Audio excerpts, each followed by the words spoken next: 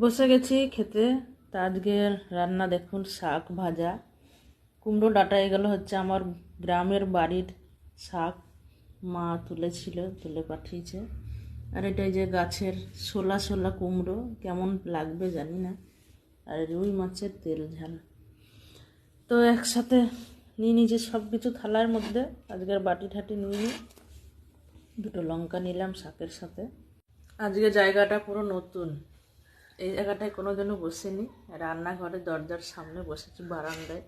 গরম লাগছে না, পাখা কালকে থেকে চালাইনি, কালকে থেকে পুরো পাখা বন্ধ। বাইরে ঠান্ডা ঠান্ডা হাওয়া দিচ্ছে, যার জন্য বারান্দায় বসেছি। বারান্দায় আলোটা ভালো পাওয়া যায়, আর ঘরে বসলে লাইট জ্বালিয়ে খেতে হয়, যার জন্য বারান্দায় বসেছি।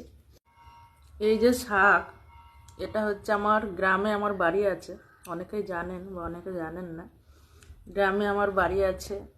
তো আমার ভাগ্যে বাড়িতে বাস করার ভাগ্য নেই, তাই ভাড়া বাড়িতে থাকি আমি।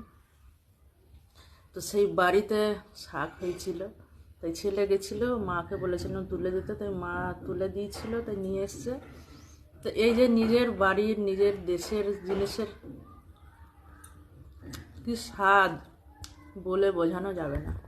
ডাঁটাগুলো দেখুন শুকিয়ে দড়ি দড়ি হয়ে গেছে, তবুও খাবো, কেননা দেশের জিনিস, আমার গ্রামের নিজের বাড়ির জিনিস।